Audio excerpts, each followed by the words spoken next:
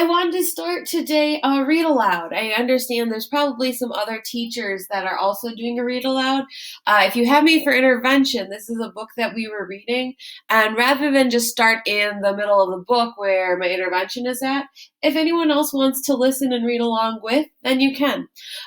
This is a book that actually, it was a read aloud when I was in one of my classes growing up, and it's one that it's a bit of a mystery. There's a bit of a situation that has happened.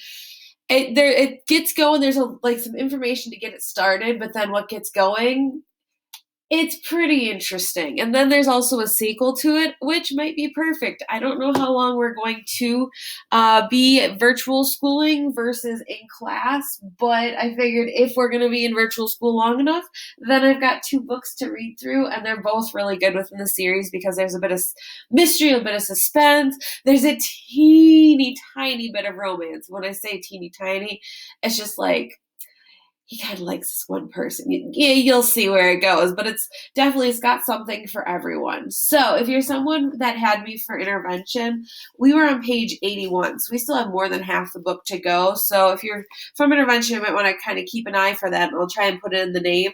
But here is, if we start with the book's jacket, I thought I'd read for about 15 minutes each day and get a little chunk of it to read about. So on the back, it says, if you take the V out of lives, what do you get? Uncle Don told me that I'd have to keep my eyes open, that if I saw anyone hanging around our house or school who didn't look or feel right, I was supposed to have Mom call him immediately. I asked him if anyone in Elko knew who we really were. He said nobody knew, not the police, not the school I was going to, no one. As far as anyone in Elko knows, we are the Grangers from Portland, Oregon. Our father took off a couple of years ago, and Mom moved Wanda and me down here because she was tired of the city. Uncle Don and Aunt Doris took off a couple of hours ago, saying they hoped they never saw us again, which would mean that our relocation was a success. I knew they'd have to leave one day, but I didn't think it would be so soon. One or both of them has been with us for the past month. Aunt Doris said it was time for the Granger family to get on with their lives. If you take the V out of lives, what do you get? So it's kind of setting the scene. That's an excerpt from the book. Here is the kind of description of the book. So Jack Osborne is a pretty average kid until the night that changes his life forever. The night men in masks break into his house, threaten Jack and his family, and ransack their home.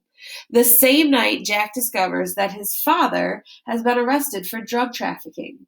The reason these men have come into their lives. Jack, his mother, and his sister are forced to enter the witness security program, which means that their identities up to that moment will be completely wiped out. Jack becomes Zach and moves to Elko, Nevada, a town in the middle of nowhere. There he enrolls in a new school where he meets Sam, the strangest custodian he's ever encountered. And Caitlin, I think it's Caitlin or Catalin, I usually just say Caitlin, a girl who might make Zach's uprooting worth the trouble. P.S. Why I just say Caitlin is because my name's Caitlin, and yes, I just flipped some hair over my shoulder. But just as Zach finally begins to put the pieces of his life back together, he finds himself in danger again, and this time his actions could determine the fates of everyone he cares most about. So this is called Zach's Lie. I don't think probably a lot of people have read it, but I really do like this one. So continuing, part 1, the flight. Now, something you're gonna notice is there's like italicized writing, and then it'll go back to like regular writing. It'll talk about this more, but he writes like in a journal, so like this is his journal entry, and then it gets on with like the actual story that's happening. So Friday, August 25th, Commander If is in my shirt pocket. We are sitting in an airplane in the last row. 5 people: my sister, my mother, Aunt Doris, and Uncle Don. We got on the plane before the other passengers. Too risky to board through the gate, Uncle Don had explained. Airport security led us through the cargo area underneath the airport. This must have been all prearranged because no one blinked an eye as we wove our way through the maze of baggage conveyor belts. When we got on board, the flight attendants looked at us with curiosity, but they didn't ask us why we rated this kind of treatment. I guess they knew better. We'll be boarding with the other passengers in a few minutes, one of the attendants said, and showed us to our seats. Aunt Doris and Uncle Don took the aisle seats. Mom sat next to my sister on Aunt Doris's side. I took the window seat on Uncle Don's side. Mom has a book to read, my sister has a pile of magazines, and I have my journal and pencil. Aunt Doris and Uncle Don do not have anything to read. They're working. Aunt Doris has her head turned and is watching the flight attendants behind us put away cans of pop and juice. Uncle Don stares straight ahead. Here they come, Uncle Don says. The other passengers start making their way down the aisle, finding their seats, stuffing bags into the overhead compartments. The five of us stare at the passengers' faces, wondering if any of them know. So now it's into the book. Commander If had come to Jack Osborne when he was 9 years old, just after his Caped Crusader days. Jack wasn't proud of this, but on windy nights he used to slip into his sister's red leotard, safety pin a sheet around his neck, lean out his bedroom window with his arms stretched, and pretend to fly, like the superheroes he watched on television. This had come to an end the night he leaned out a little too far and discovered he could not fly, falling through his father's grape arbor and snapping the thick gnarled vines that were said to have come from cuttings grown by President Thomas Jefferson at Monticello in 1804. Hearing the crash, Jack's father, Neil Osborne, ran outside in his boxer shorts and beamed the flashlight on his crumpled son, who was covered in red scratches and purple grape juice. He then shone a light up through the gaping hole in the arbor, took a deep breath, and slowly let it out through flared nostrils. Jack's mother, Patricia Osborne, called down from the bedroom window, "Is everything okay?" Mr. Osborne looked up and said, "It's just another one of those darn Caped Crusaders. He must have stalled in the storm." "Do I need to call 911?" Mr. Osborne looked down at his only son. Jack had been to the hospital so many times for stitches and broken bones that his father had considered buying him a permanent room there. "Is anything broken, Jacko?" "I think my leg," Jack said through gritted teeth. Mr. Osborne bent down with the flashlight and looked at Jack's leg. "They're going to get a big kick out of these red leotards in the emergency room." As it turned out, both legs were broken, and Jack spent the next 6 weeks wired to a hospital bed with enough screws and pins in his legs to set off metal detectors for the rest of his life. The third day that Jack was in the hospital, his father brought him a wooden model of the space shuttle, which he had carved in his woodworking shop. Mr. Osborne was always doing something with his hands: building, carving, sketching, fixing, driving, writing, flying. Jack's earliest memories were of his father's busy and clever hands. The next day, as Jack was practicing space shuttle landings on his cast in his hospital bed, he discovered that the cockpit opened and inside was a tiny astronaut. He named the astronaut Commander Jacko at first. Commander Jacko had been a Navy fighter pilot, as Jack's father had been when he married Jack's mother. He looked a lot like Jack's father when he was young, although at 2 inches tall, Commander Jacko was quite a bit shorter than Neil Osborne. Jack changed the astronaut's name the day his father caught Jack talking to him in the hospital room. His father heard Jack jabbering away from down the hallway. He came to Jack's room expecting to see his wife or a nurse, but Jack was alone. He was lying on the bed with both legs in casts, an IV tube attached to his arm, and the space shuttle with a tiny astronaut resting on his chest. "Who were you talking to, Jacko?" Jack stared at his father as if he didn't understand, but he knew perfectly well what his father was asking. Mr. Osborne sat down on the bed and picked up the space shuttle. "I sure wanted to fly one of these babies." Jack knew this. Everyone knew this. His father had come very close to becoming a shuttle pilot. Jack wasn't sure what had gotten in his way, but it had something to do with some trouble he had gotten into when he was a combat pilot during the Gulf War. "You know," his father said, "when I was your age, I had an imaginary friend, too." Jack still didn't let on that he knew what his father was talking about. "Yup," his father continued. "My friend was a scuba diver, and I spent hours chatting away with him. One day your grandfather caught me. He told me he used to have a friend, too, when he was a boy. His friend's name was Mr. If." "Funny name," Jack commented. "It stood for imaginary friend. Do you know what your grandfather told me?" Jack shook his head. "He said I should enjoy my imaginary friend for as long as I could, because one day Mr. If was going to leave, and I'd never have another friend like him. My imaginary friend left when we were vacationing at the beach. I was building sandcastles, and Mr. If said he had a secret mission. He walked into the surf wearing his scuba gear and I never saw him again. Jack's imaginary friend took off for Mars when Jack was 11 years old, and he didn't see him for 2 years. Commander If returned the morning Jack was packing his things to be moved to their new home. The Osborns couldn't take everything with them because the house they were moving into was smaller than the one they were moving out of. Considerably smaller, Uncle Don had warned them. The Osborns had to choose what they would take, which wasn't a big deal for Jack because most of the things he cared about were small. This was not the case for his mother and sister. They were attached to big things, many of which had to be left behind. Jack was sorting through his stuff, deciding what he would take with him, and found the space shuttle in the bottom of the box of his closet. The shuttle looked like it had been to Mars and back. Jack flew the shuttle from the closet, made a perfect landing on his bed, and Commander If stepped out of the cockpit again. "You got back just in time," Jack told him. "We're moving." "I know," Commander If said. Jack put Commander If in his shirt pocket. With his Caped Crusader days behind him, Jack had to find something to fill the void. Before he left the hospital, he discovered two things. The first was books. His mother brought him stacks of them. Treasure Island, Tarzan, Sherlock Holmes. He began to read like he had never read before, and he continued to do so after he got out of the hospital. The second thing Jack had discovered was journal writing. While Jack read, his father would sometimes sit beside his bed writing and sketching in a beautiful journal he had picked up during one of his trips. "What are you writing?" Jack asked him one night. "Just some thoughts. How's the book?" "Good." Jack paused. "I wouldn't mind having a journal like that for my thoughts." "I think that can be arranged," his father said. A week later, his father gave him 5 blank journals. Jack had managed to fill up one journal every year since his accident. As he sat on the plane with the 5th journal in his lap, he wondered where he was going to get a new journal when this one was filled.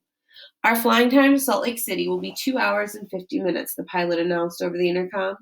This was the first hint Jack had heard about where they were going. His mother knew, Uncle Don and Aunt Doris knew, but Jack and his sister did not know. Or so she swore to him.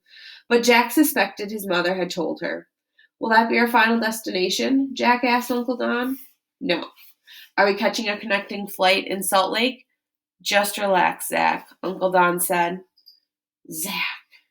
Jack was still not used to hearing that name directed towards him.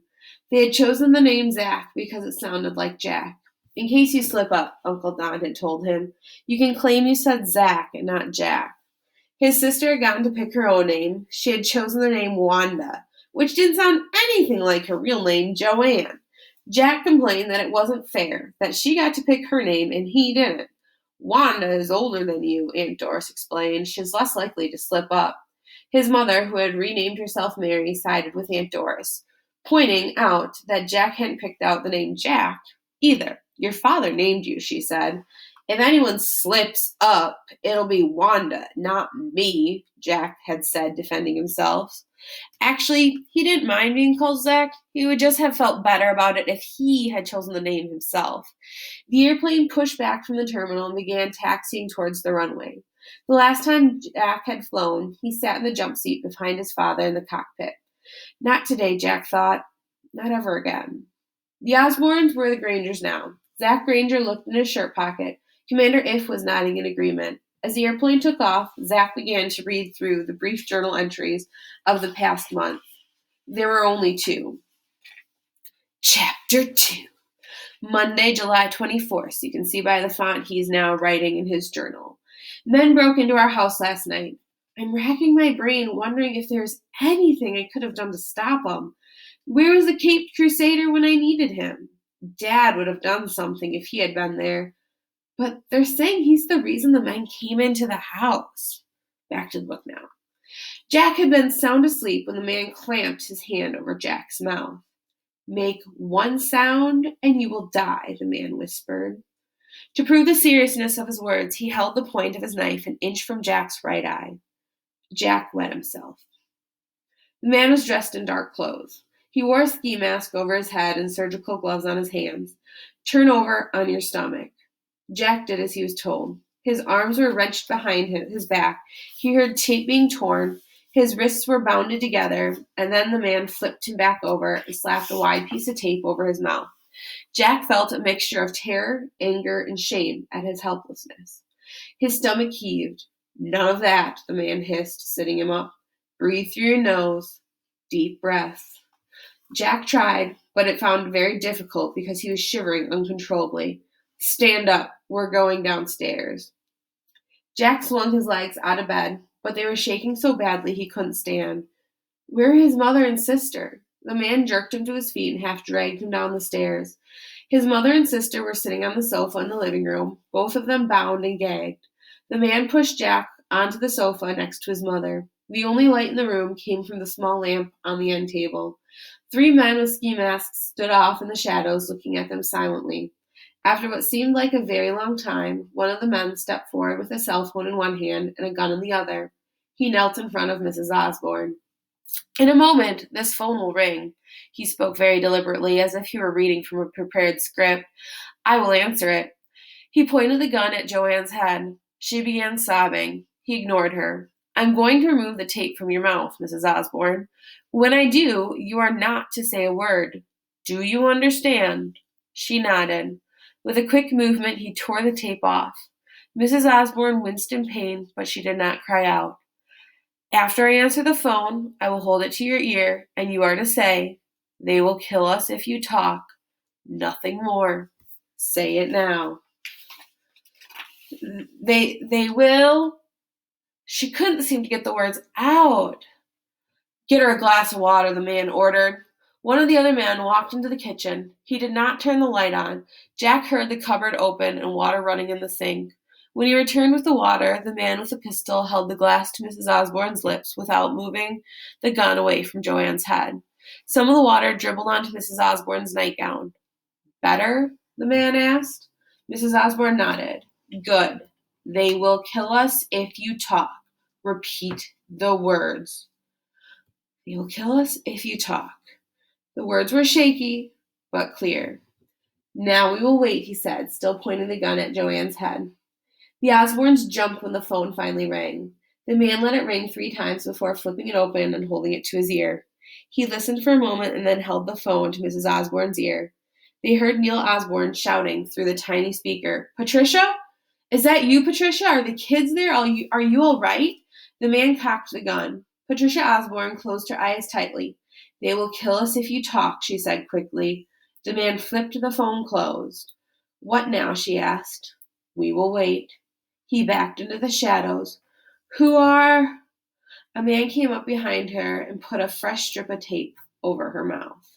And there's my timer going off. So I will be looking to continue reading this in about 15-minute intervals for each day.